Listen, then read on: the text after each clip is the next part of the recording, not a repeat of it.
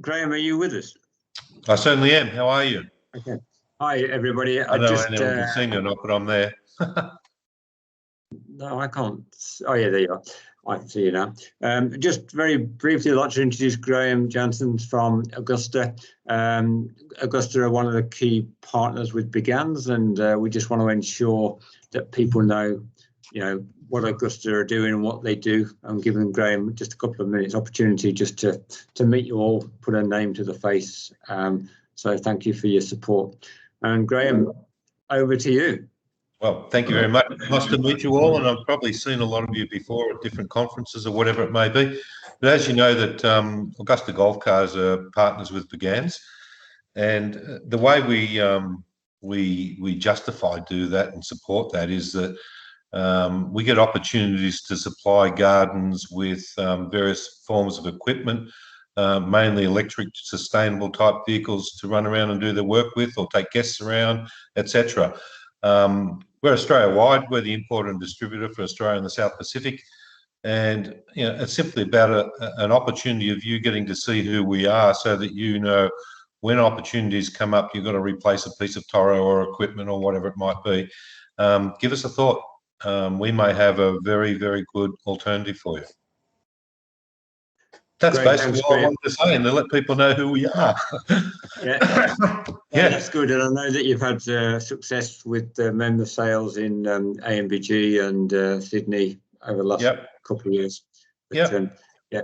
So we've done a few places, a few different gardens at different locations. We do a bit with Laurie Zarafa down in Melbourne too. He's a lovely guy. So we do as many as we can. It's just a matter of getting the opportunity presented. And if anyone ever wants to see a product or have a demonstration of a product or see what it can do, we're more than happy to do that, subject to getting it through COVID, and transport's a bit of an issue. But stocks are the big issue at the moment for us. Getting things in from overseas, worldwide transportation and freight is almost impossible. We pre-order a lot of our vehicles. Just to give an indication, just in golf buggies alone on pre-sold sales, we've got in excess of 3,000 on order, and they're on back order. So they're basically all sold. So it doesn't help when we can't get freight out here. So if you do look at something and we haven't got it, please bear in mind that in this day and age, it may take a little bit of time to get deliveries done. Okay. Thank you, Graham. Thanks, everybody, for your time. And we'll hand back to Emma. Thank you. Yeah, now I hope to hear something that I can learn from. Thanks, Emma. Awesome. Thanks, Graham. So Graham's going to stick around, so feel free to, in general, just have chats, but if you've got any questions for Graham, fire them in the chat there. So first up on our talks today, we have Ash from Geelong. So I'll let Ash introduce himself and his role, and then let us know what he's talking about. So G'day. Yeah, thanks for having me on for it. Yeah, it's going to be a bit of fun. My name's Ash, for those who don't know me, and I'm the current coordinator here at the Geelong Botanic Gardens. It's been I think I was appointed here in January this year officially, so it's been a bit of a journey, and prior to that I was in an acting role here, and I'm here to talk about our new Pacific Rim landscape that we've just put together. And yeah, it had lots of challenges through COVID, and it's a bit of a random journey. So I've done my best to piece this journey together, and hopefully it all makes sense by the time by the time I'm finished. Now I'm just trying to share my content, and of course it doesn't want to do it. Sorry, just bear with me for a moment. All right. Just in general, if anyone has questions for Ash, we'll hold them to the end, and then we'll have a bit of a question and answer session.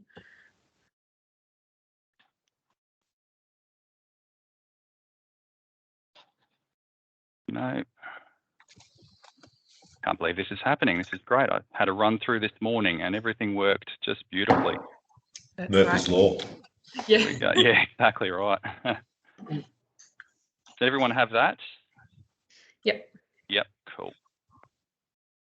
I do. Yep, you got it?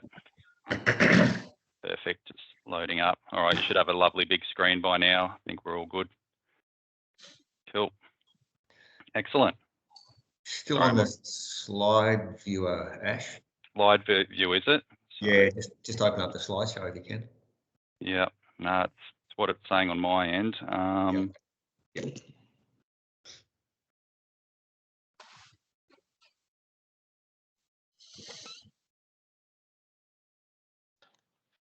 Ash, I think if you go down the bottom and Yep. click on the icon The icon. on the bottom line. Yes, yes. No, I have clicked on it, and that's that one there. Has that come up for everybody? No. No. I mean, we can see it just not on full screen, but Yeah. looks Okay. pretty nice. Giro. So sorry. I have no idea why this is happening now. You might have to share a different screen. That's why. Yeah. Okay. Lovely shot of Chile, though. Isn't it great? Yeah.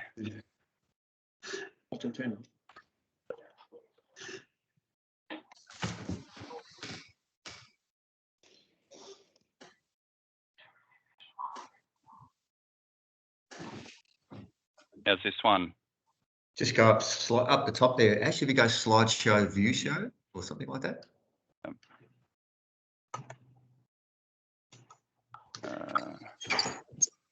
It's really glitching up on me now.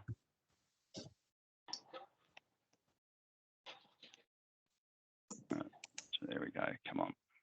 Yeah, we go from beginning.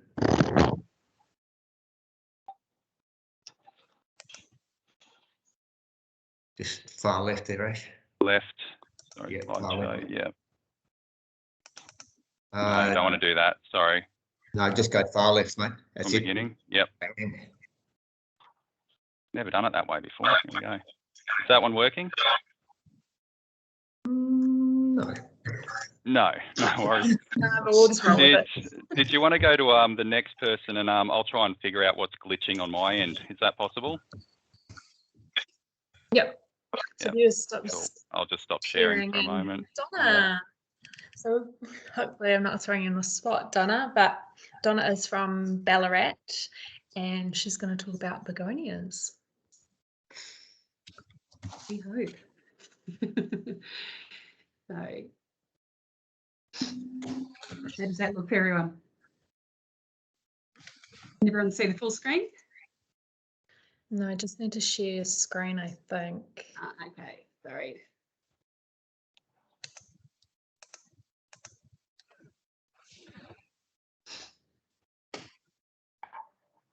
Sorry, wrong one. Let's try again. Okay, share my screen.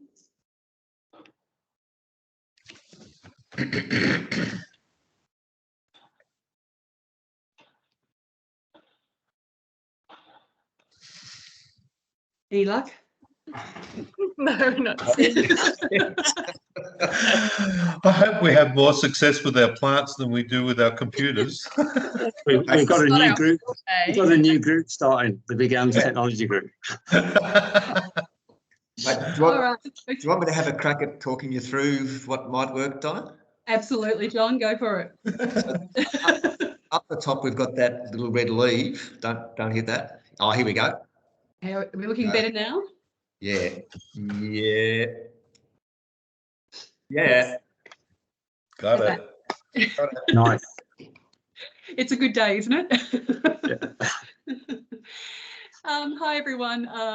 For people who don't know me, I'm Donna Thomas. I'm Plant Collections Officer at the Ballarat Botanical Gardens. And I thought we'd share our begonia collections with you. So a little bit of background on the begonia genus for people who are not familiar with them. It's one of the largest flowering genus, and it contains more than 1,700 different species. And as you can see by this little bit of a blurry map, I'm sorry, but you can see that they're largely distributed through tropical and subtropical areas. They're predominantly from very warm, humid countries, with the exception of a couple that actually are in those countries, but in cool climates at altitude. So,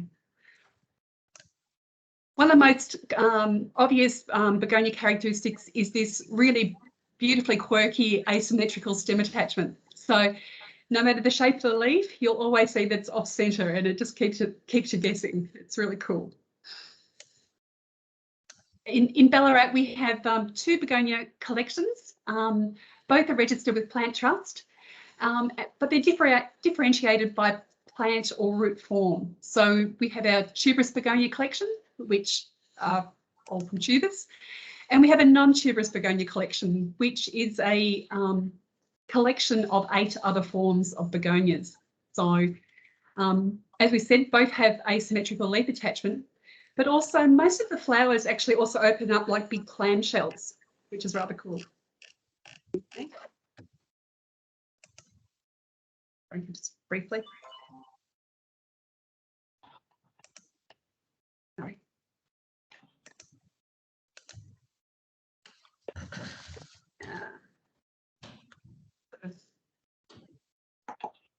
Moving. So good.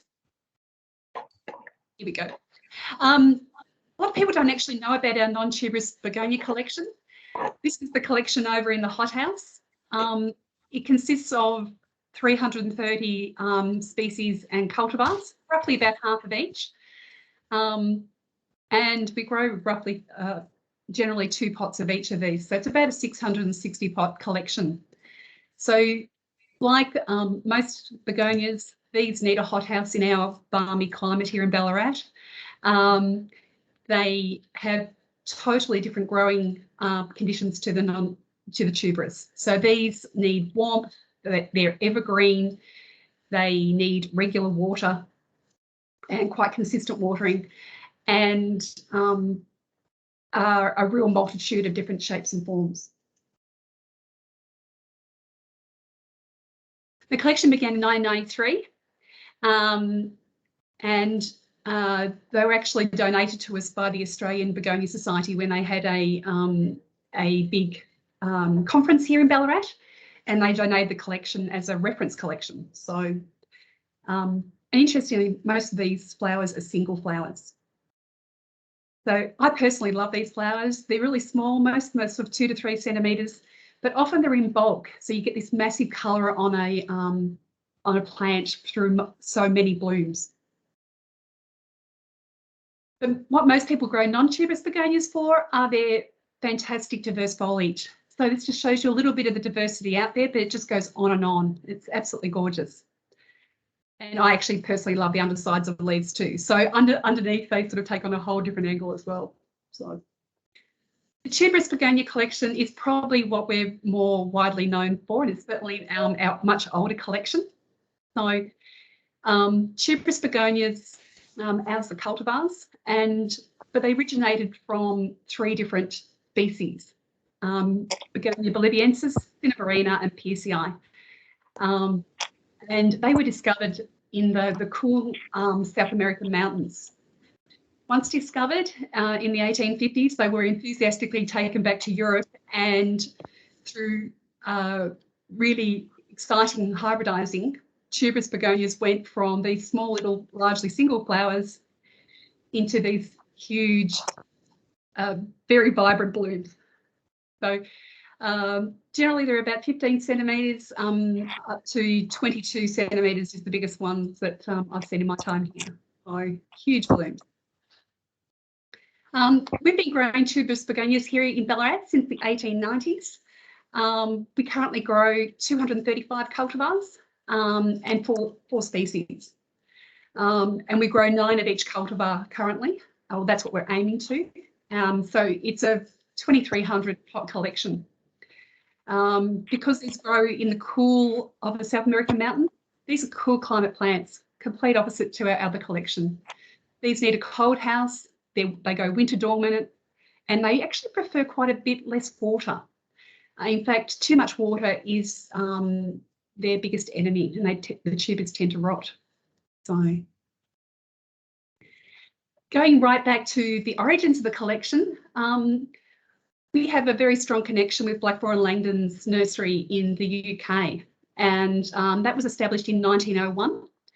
And they have, and still to this day, have a reputation for growing premium begonias and exporting them around the world. We began importing from Blackmore and Langdon pretty soon after they opened in 1901, and we continue to do so for over 100 years. And a lot of that was into our purpose-built quarantine facility here in the gardens. Blackmore and Langdon, huge at Chelsea. They've been in every Chelsea event flower show that was existed pre-COVID, and have won in excess of 80 medals, which I'll get to a little bit later. Today, our collection still contains over 120 of these Blackmore and Langdon tubers, 7 of which they've actually named after Ballarat. We recently actually lost a tuber that they had named after one of our curators, and we reconnected with them in the search to try and find our tuberous begonia Tom Beaumont. And we sent over our list of their cultivars that we have in our collection. And the response that came back was that they felt that 80 of those 120 were now considered rare or possibly not available anywhere else. So it was quite a, that they were totally unaware that their cultivars were tucked away on the other side of the world over in Australia. So it was quite an exciting find. They come in all shapes and sizes, from flowers that look like roses to camellias to great big shaggy carnations. And like I said, they can get up to some big sizes. Only 3 of ours are scented. So, and interestingly, they have more of a mango or tropical fruit juice or sweetly citrus scent. So it was always, again, pre-COVID, to actually take a bloom around to people, and they were always taken back by the smell. Certainly not what you expect. This is what tubers look like, and this is Alistair, one of our nursery team here. Not the most attractive looking things, but the tubers actually, as most do, will actually pip up by themselves, and once we see that growth is the time that we start to plant them. This is what part of our collection looks like. So this is part of the 2,300 or so begonias when they're about ready to go out for display. The canes that you see are all the individual stems. Every stem is actually staked. So they're staked, they're quite a top-heavy plant and quite easily can fall over. The wire to the right is what we use to actually hold up the blooms. So the blooms have become so heavy that they enlarge that they can't actually often support themselves, or not for very long. So we all major blooms on display are actually wired. When we're preparing them for display, we actually remove all the female flowers. So begonias have, the cultivars have a larger male bloom, and then usually 1 to 2 smaller female flowers open beside it. They're usually about 1/4 of the size, and on a daily basis, the team go through and remove them all. We actually hold back our display, which we bring in for the Begonia Festival. So we have a whole festival around these plants that's been going for 70 years now. So that display is actually in March, and these flowers would prefer to be doing their thing in January. So all the blooms are actually removed for 6 weeks prior to actually give the best blooms for our Begonia Festival. So that's what it can look like in the conservatory. So when we do actually put the begonia display on, there's anywhere between 600 and 1,000 begonias on display. And plus we've got the others in the nursery that we can interchange them with. All those blooms will be wired that you see there. They're all watered at pot level to prevent any damage to the flowers and to prevent powdery mildew, preventing the leaves getting wet. So the team go through every morning of the display and do that, and it can be just like a sea of flowers picked off and then all swept up and composted. So like I said, these begonias are dormant, then go dormant. We actually let them do that naturally. we remove the growing tip and then we let them die back naturally back in the cold house. And eventually the foliage would just fall off. The really biggest job, so for begonias, this collection for 10 months of the year, there is actually something to be done for this particular collection for a 6-week display. So behind the scenes, this was taken this morning. This is where they are currently all tucked up for the winter or for 2.5 months.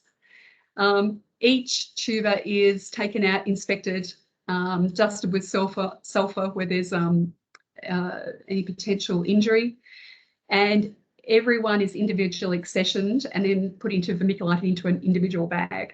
So it's a huge job, and the actual whole team, including the gardeners, actually help with this. So with Blackmore and Langdon, we found that we had a lot of begonias that they had lost. So, and many of which were actually named after their family members or important people in their world. So in 2019, we started to send begonias back to the UK, and this was another batch that we sent back last year, or we tried last year. This was just a goodwill gesture to send them back to Blackmore and Langdon, but what it created was they actually got one of those particular tubers up to Chelsea standard, and it was actually heading off to Chelsea prior to COVID. So we're quite excited to think that our tubers might have ended up in Chelsea. That's a direction that we're still looking for, and it's something we're finding that with Brexit, all the rules changed in sending plants into the UK, and we're now trying to navigate that, that new process. The future direction of our collection, we're still building our numbers to 9 of each cultivar. 9 sounds like a lot, but it allows us to have a range of ages and vigour, and also gives us a bit of a backup in case we end up with a disease. Each tuber, like I said, is now individually accessioned to determine its age and its prime vigour, and also allow us forward planning of deaccessioning them from the collection and our cuttings. Another thing that's really exciting is we recently started hybridising our own begonia cultivars. So these are 2 that are actually from 2019. And the pink one was actually 19 centimetres across in its first year. So that was a really, really looking forward to seeing what that does in the next couple of years. We're also trying to bring in more scent into our begonias and more unusual forms. I guess the last thing is that for all the work that goes into the begonias and the love for them, people just love these begonias. People can only see them for 6 weeks of the year. So we've now got a new public interface with our database that allows people to actually look at our begonias year round now. So we put in little comments that we know about the person that was named after, whether it's scented or not, and the year that they were originated. So that's probably a bit of a quick run over. Thank you very much.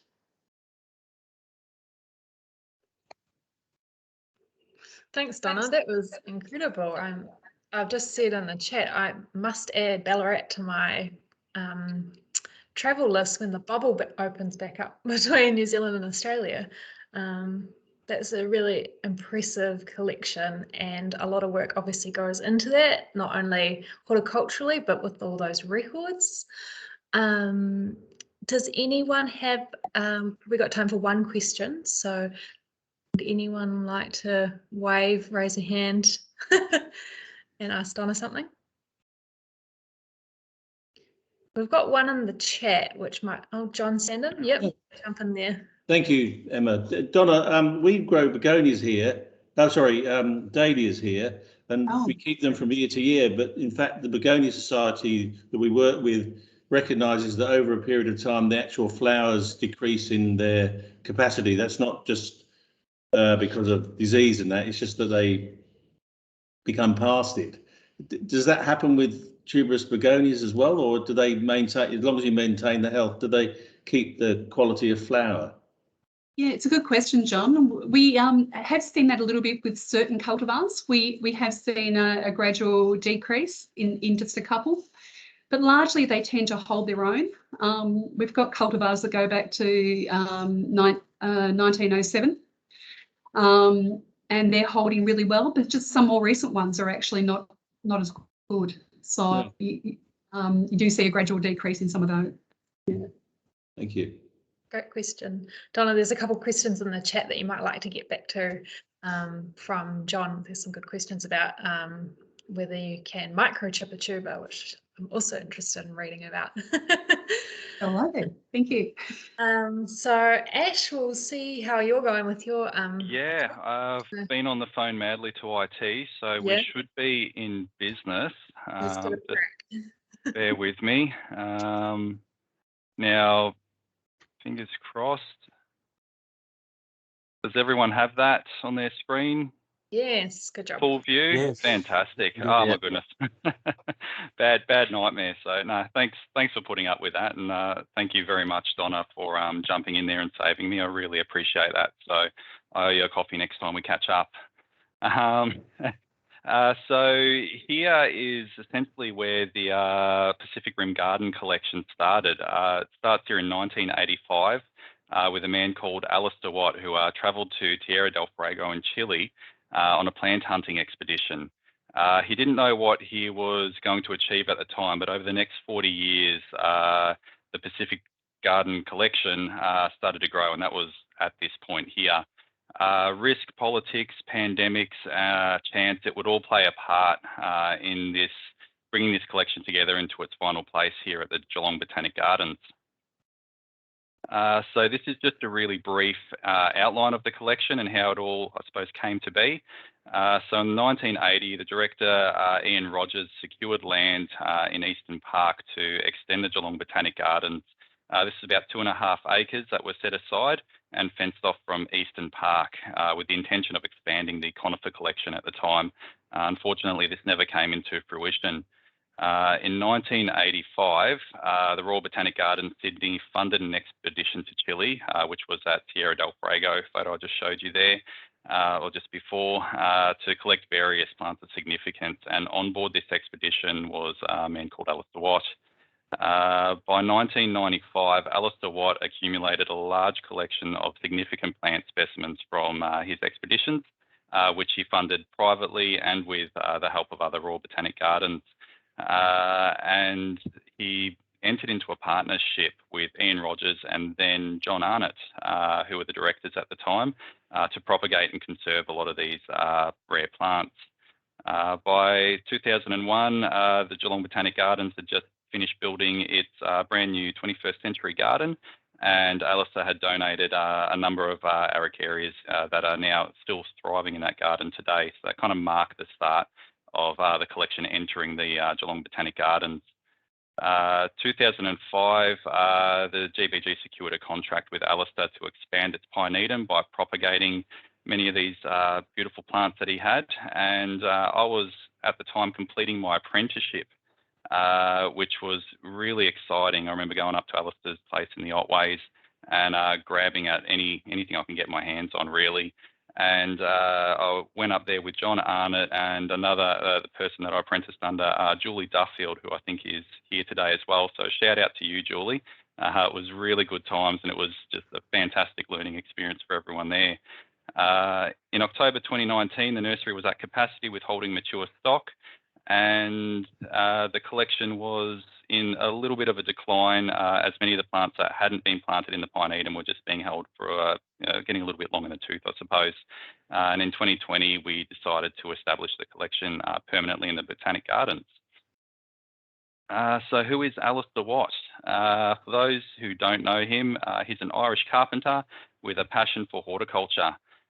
He travelled from Tierra del Fuego and up into the deserts of Santiago in 1985 on the expedition and collected about 300 different seed lots for the Royal Botanic Gardens Sydney. Not even Alistair knew at the time what he had started, and expedition after expedition led and grew the collection, which he was able to keep in the Otways there on his block.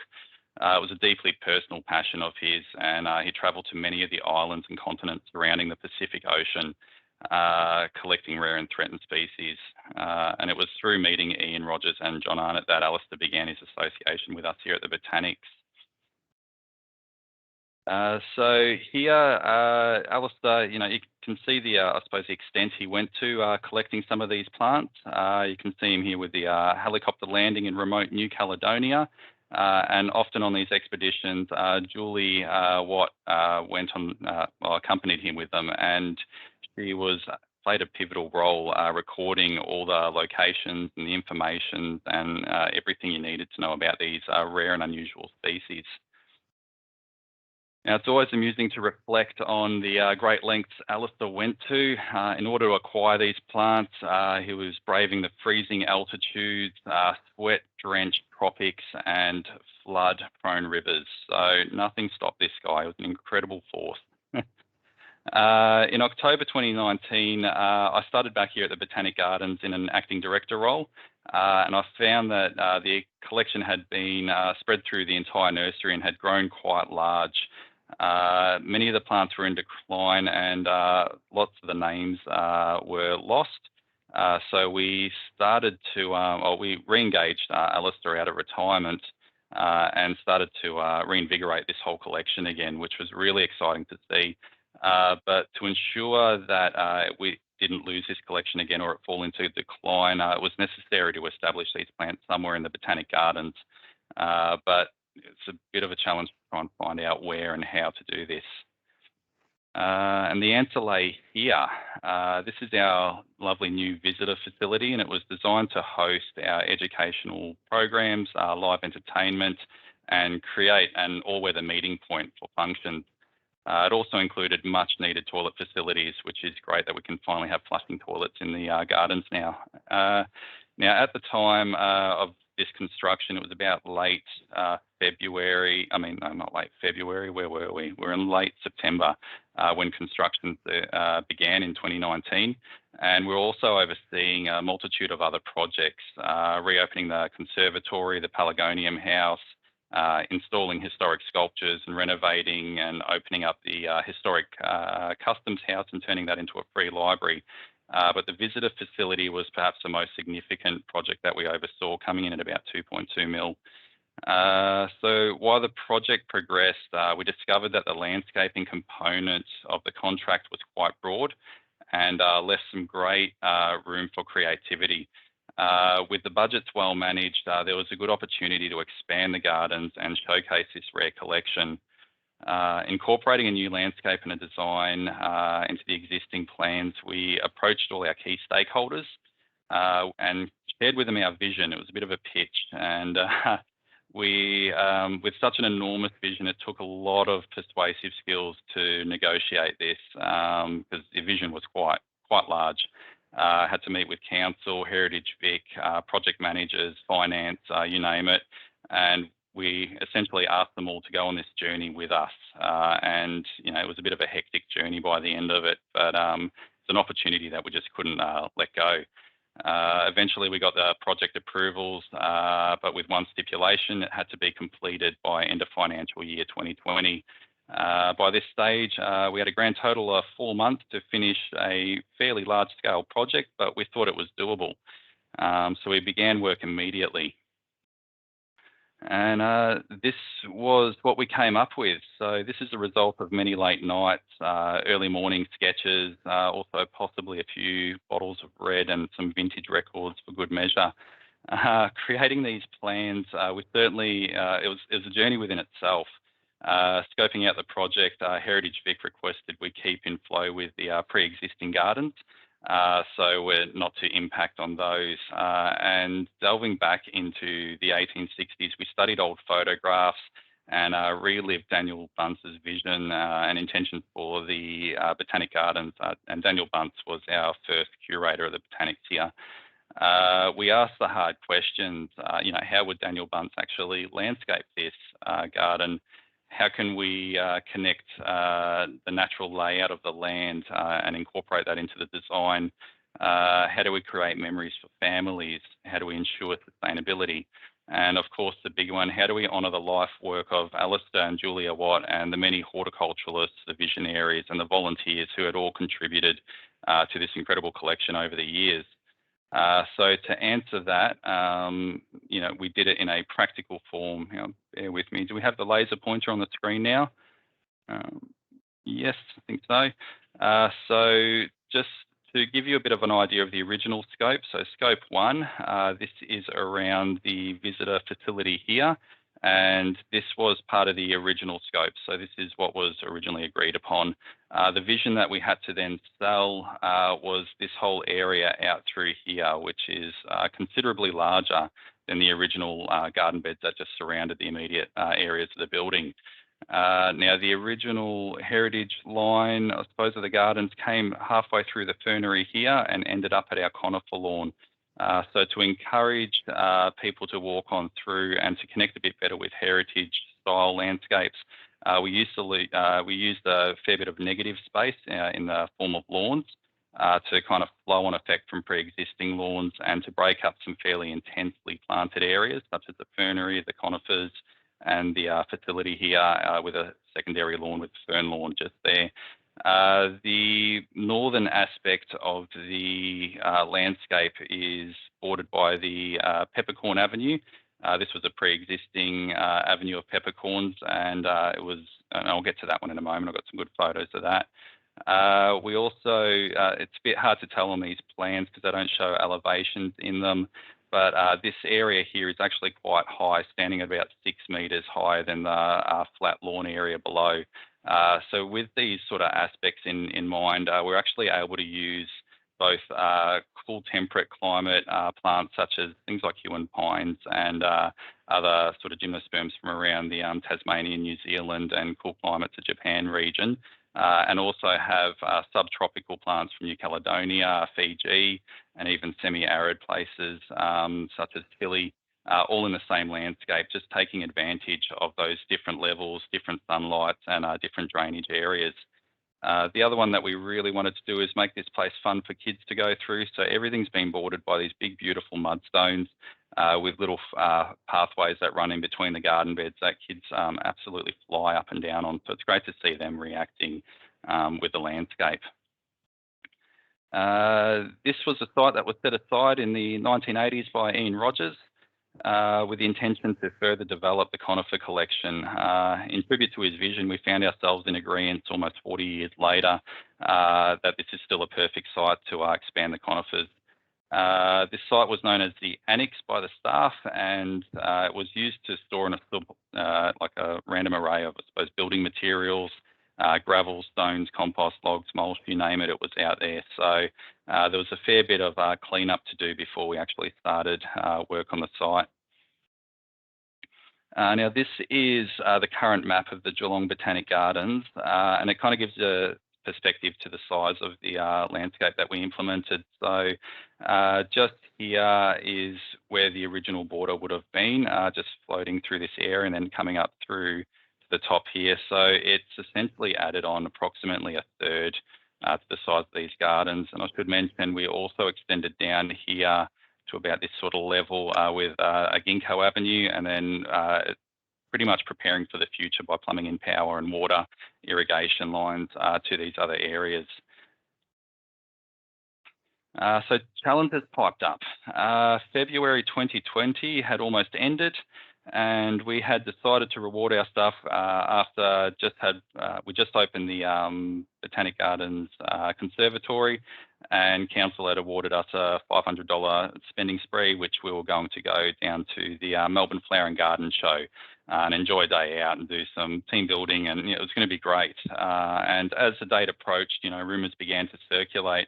Would it be cancelled with this coronavirus thing? And we kind of laughed it off at the time. Surely they wouldn't cancel an event that big. That would be madness. How could you, lock down Melbourne? Never heard of anything so ridiculous. So, we how wrong we were. We entered our first stage of lockdown and our first stage of crippling delays for this project to move ahead. Plant hunting became a bit of an extreme sport as we negotiated our way through Tasmania, South Oz, Perth, Queensland, New South, trying to, get into people's private collections and just try and resource a few stock or a few plants that were missing. We did that through FaceTime on phones, and it was a bit of a novel and surreal experience at the time. The next challenge came with border shutdowns.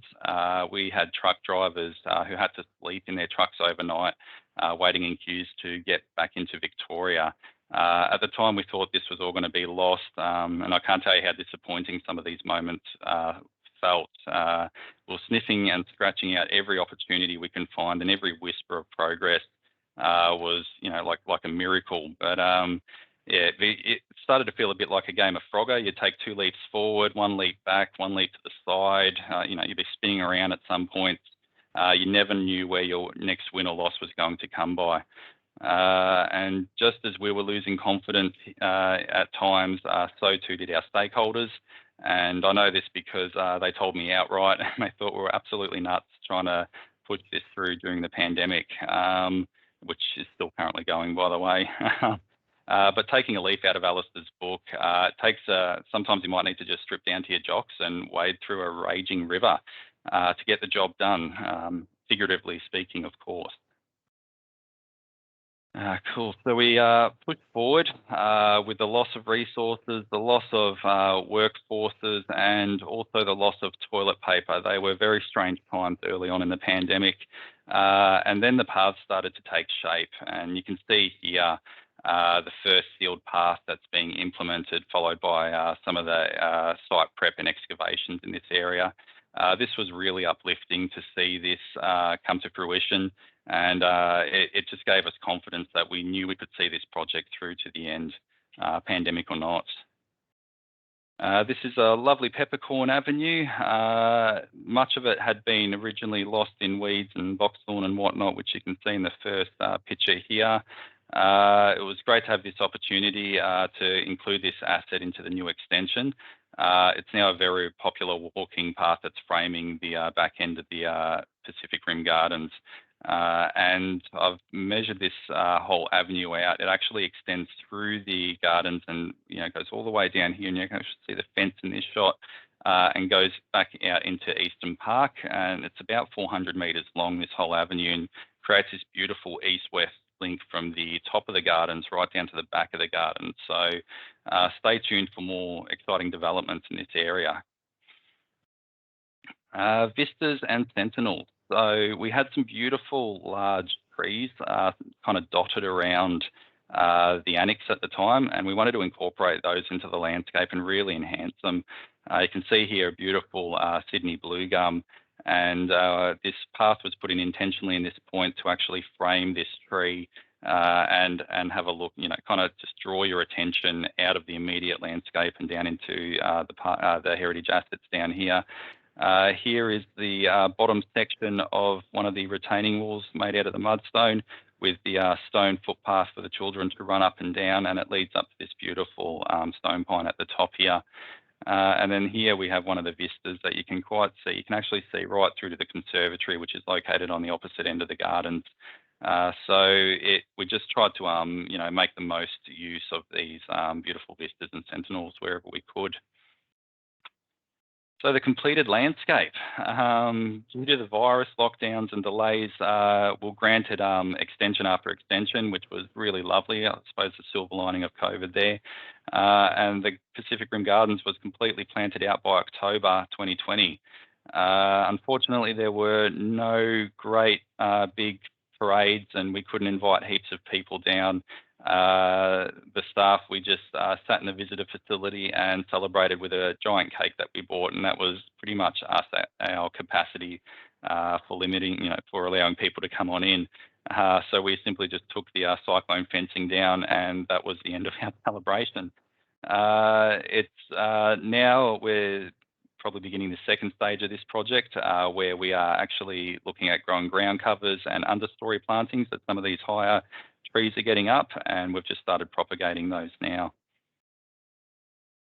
A few natural elements I want to mention as well. So this seat just here, This timber actually came from the gardens. An old ironbark tree had failed many years ago, and the timber we were actually able to take down to a local sawmill and have them turn them into planks, which we've used for some seating here and some various other seats throughout the gardens. The stone here is sourced from a local quarry, and they call it mudstone. It's got that beautiful kind of pinkish purple look to it, but as you get closer to it, you'll see it's kind of leopard spotted with like this sooty black colour, and it's just a beautiful stone to actually look at. And it'll, being a bit of a mud composite, it's going to grow lichens and mosses, which is going to be fantastic once all these trees turn into a giant forest. The other gravel that we used here was Tuscan gravel. Tuscan gravel, some of you might know, it has a pH of around 6, and in Geelong here we're on slightly alkaline soil. So by using Tuscan gravel everywhere in our landscape, it just helps us to balance out any pH needs that are fairly close to the footpath. The last little fun thing that we did was the Furphy restoration. This was paid in by full by our friends group, and they donated the funds to make this happen. This was the original irrigation system to the Botanic Gardens back in 1920. It's what it's stamped with, so just over 100 years old. We sent it up to Shepparton to have it rebarreled, and then brought it back down to us here where we had it painted and cleaned up. And one of our staff actually had the brilliant idea to plumb this into a potable water system and turn it into a hydration station. So this tap here actually works. It's plumbed into potable water. Just at the bottom here, there's a little dog bowl. People can come and give their dogs a drink. They can also fill up their water and just kind of interact with the landscape and our past history, which is just a really fun thing to do. So this is where I leave you. Right here is Alistair and Julia Watt in September 2020, and they're helping us plant out the plants that they actually collected in 1985. It's a perfect end to this journey, and it's really helped us to establish an extremely rare and unusual collection here at the Geelong Botanic Gardens. So thank you very much, and if anyone happens to be around Geelong, please call in and you know, give us a yell, and we'll be more than happy to show you around. So thank you. Thanks, Ash. That's an incredible project. What you've achieved in that time frame is amazing, and I know probably all of us can relate to plants living in nurseries for far too long. So how rewarding is that for the collectors to see their plants finally in the ground? We have time for one really quick question for Ash if anyone would like to. Otherwise, add them in the chat. I'm sure he'll be happy to answer them there. I don't see anyone waving at me, so thanks, Ash. We'll pass over to Kate. So Kate is at Melbourne, and she is going to give us her favourite plant for this month's session to wrap us up. So Kate, do you want to share your screen?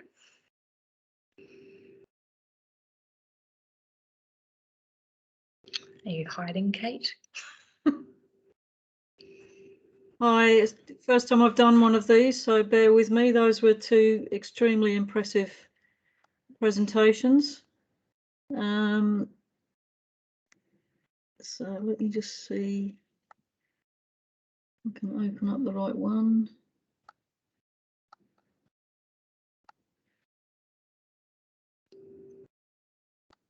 I thought I had it open and now it's just loading. That's all right. The suspension is killing me, Kate. It's like an appropriate plant for both countries, I think. Well, I hope so. Can you see that? Yes. You're just in presenter mode potentially, but it's okay. Oh, I can't see my notes. Okay, I can see the first slide of 7. Okay, I can't see my notes though, which would be helpful. Yeah, I think you must be in presenter mode, which doesn't work on Teams, as I have discovered on numerous occasions. So do I click stop presenting? You'll just have to change in your PowerPoint.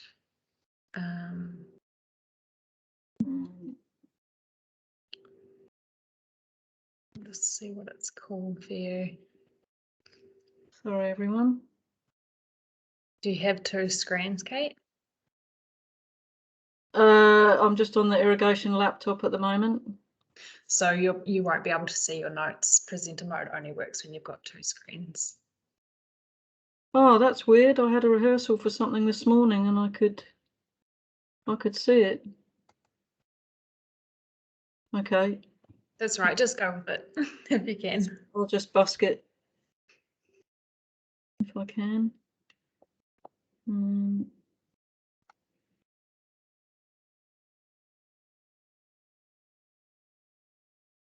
Yep, we can see your slides.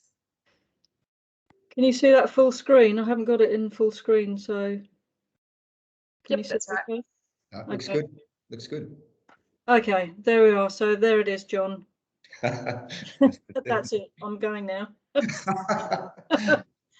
No, this is Metro Sideros Carminia, which is a beautiful little firework in freeze frame. I always like to think of it. So Emma, I've got in Te Reo Māori, I've got aka on my sign, but I don't think that's right. Is it aka kura?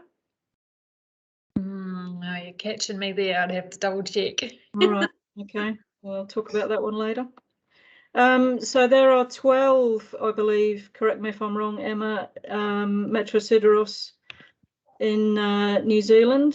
6 are trees and 6 are shrubs or climbers. Is that correct? Mm-hmm. You didn't know I was going to test you out, did you? Here we are. Let's move on. So they climb by short aerial routes in much the same way as ivy does, but it's much nicer. And so you'll find them creeping along the ground and then going up the nearest host as well. It's in the Myrtaceae family, I should have said. This is almost the stage that it's at now. It's just starting to bud up in the collection here. I don't know what stage you're at, Emma, but they've got those beautiful yellow nectar cups as well. So what I have to do if once it reaches adult foliage, if you took a cutting from that foliage, it would then only grow as a shrub. It seems to forget that it can climb. So I guess essentially you can use it as a climber or as a ground cover or as a shrub. So it's quite unusual in that sense. So I've got it climbing up a cordyline at the moment, a cordyline australis, as here.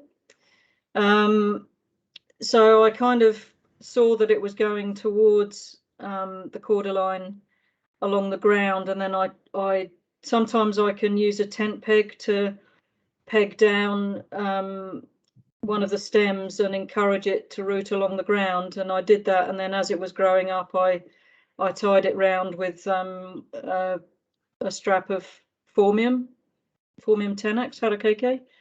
So now it's actually got much further up the cordyline than that. So hopefully, the idea for me is to get it growing in places that are more visible to our visitors, and then I can get some interpretation put in and describe what the plant actually does and how it changes.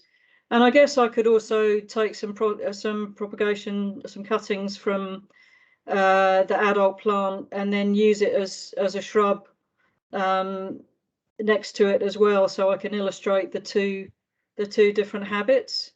So that's my idea, to take cuttings that are rooted along the ground, and then I separate it from the parent plant, take it into the nursery to grow on, and then put them back out. I choose a particular host tree that I want it to climb up and add to the display here. So it's really telling the story for the visitors about what the plant does. This is I don't know if you can see that very well, but this is a photo that was taken by Philip Smith. This is on his O2 Landscapes website. I don't know if you've seen this, Emma, but this is in the Waitakere Ranges.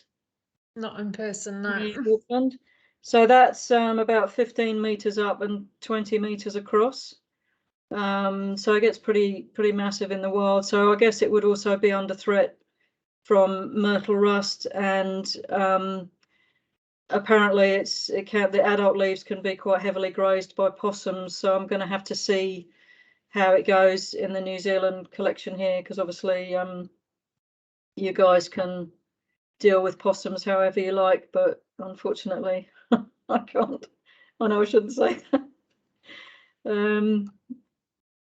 And there we are. That's my favourite plant.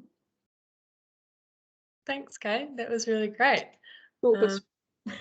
We at Auckland Botanic Gardens, we grow it up like tree fern fences and various other fences. So it's kind of a great fidge as well for home gardens. That's what we try to promote it as. So yeah, I know there's a lovely one at Otari growing around one of the it's like a walled kind of balcony. You can kind of look out onto the landscape. That's a great one there. Hello, Claire in Wellington. Thanks for the name correction. Yeah, so one of my favourites. Awesome. Thanks, Kate. Does anyone have any burning questions for Kate about Metrosideros carmenea? It's pretty impressive, I think. So we quite liked that we had a New Zealand plant that was growing in Australia. It's kind of a connection with everyone who's here today. So yeah. I know we're at 4 o'clock now, so just conscious that everyone might be off to other meetings and things. So I want to just say thank you all very much for attending. Hopefully next time we'll be able to have a little bit more discussion.